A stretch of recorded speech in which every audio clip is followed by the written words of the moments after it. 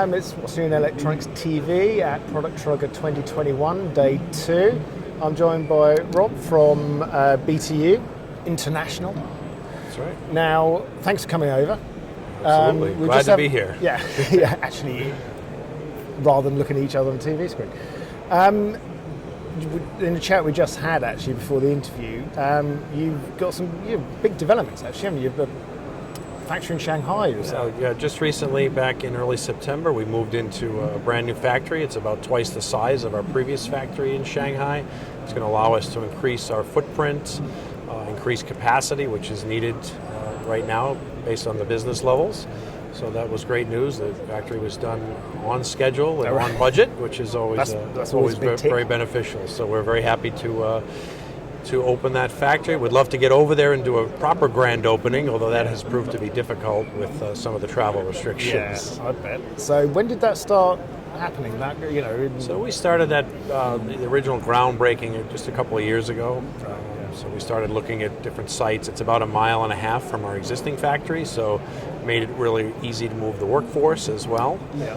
So it really no hiccups in moving into a new factory, which is quite extraordinary in these times. I was going to say that to open somewhere like that in this situation. Absolutely.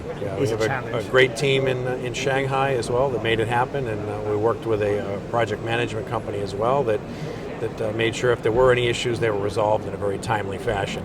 Brilliant. Yeah, on time and on budget. That's good. It's quite a surprising show, this one, because everyone I've spoken to had low or no expectations of, or no idea what it would be like even, but everyone's saying how busy it is, and same for you. Absolutely. We have been very pleasantly surprised with the amount of traffic at the booth. There's been a lot of enthusiasm to be face-to-face at a trade show. This is really the first major trade show BTU's participated in since, I think, Apex back almost a couple of years ago. So it's great to be here, catch up with colleagues and our rep network, and certainly the customers that we have not seen in some time. So again, it's just terrific to be here in face-to-face and in person. Yeah. And 2 years of not being at shows, what have you got probably got quite a lot to show people, haven't you? Yeah, one of the things we've been able to do is continue with a lot of our development work on the Paramax platform for our reflow systems. We've introduced a new technology for flux management, and AquaScrub technology is the name. It virtually eliminates all maintenance associated with the reflow oven and dealing with flux management. It's a gas scrubbing system that's more than 90% efficient in removing the flux from the gas stream. That's really the number one cause of pain and concern for customers, particularly high volume customers, automotive in particular, that run very high volume. There's a lot of flux going through the system. That causes downtime, meaning the oven needs to be cleaned. You have to maintain the flux management system. Traditionally, that may be a condensing system where you have filters and heat exchangers. We've been able to eliminate that, and basically it consists of just changing out a waste tank potentially once a week. So virtually eliminating the maintenance associated with flux management and the reflow oven side. So very large development. We've been rolling that out. Great thing is it's for new systems, but also for our install base as well. It's easily retrofittable, and it is quite a time saver for the customers. Answer to quite a lot of prayers, I would have thought. We think so. And have you've got that working in with customers? Yeah, we put our first beta unit in about 2 years ago, right. And it's taken off quite nicely since then. Again, it's really geared towards the high volume users, users that have low to mid tier volume. Not so much of a benefit. The payback isn't quite as quick, but for anybody running 24/7, the payback is very, very short in terms of eliminating that maintenance. Fantastic. Yeah. So has it been in the States over the past couple of years? For the flux management? Yeah, that was introduced. Business in general has been fantastic all through. Despite the COVID challenges with shipping and logistics and supply chain and delays, business has been extremely robust. Couldn't ask for more business at this point. It's continuing in both our factories and our Massachusetts factory, which really specializes in some of our custom high temperature furnaces. That has been very busy, really at capacity for quite some time now. and certainly the Shanghai factory has been at capacity as well. So good problems to have, but challenges that we'll deal with and move on. Yeah, and that the supply chain issues are something that the whole industry has been dealing with. It's everyone is having to come up with solutions. Absolutely, it can be from component shortages, which we've had to increase inventory levels in some cases to ensure that we have the parts that we need when we need them to make shipments, to even late deliveries. Unfortunately, raw materials are a big challenge. Copper seems to be of short supply, and of course the pricing increases for both components and raw material. Everybody is dealing with the labor increases, material cost increases, and even the workforce itself, trying to maintain and retain the people that you have and bring on new people has proven a lot more challenging these days. Yeah, I mean that's been, we've over the past 5 or 10 years we've always been talking about getting people into the workforce, getting the skills into there, attracting people into the industry. It's one of these industries that once you're in it for life. And there's a lot of passionate people in there. I'm regarding that as a good thing. I'm not saying that's a bad thing. We like to say there's a lot of seasoned veterans in our industry, and it's the name on the badge that may change, but the people seem to stay in the industry, which is great. You have that experience level like no other industry that I've seen. So you may have some changes in the sales reps that you work with, the company that you represent, but at the end of the day, it's the experience that counts. Yeah, and I think I've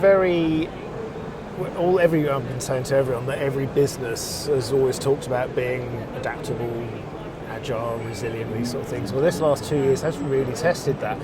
And it's also being tested by new technology. Automotive, that's changed hugely, but defence, aerospace, they're all changing really quickly.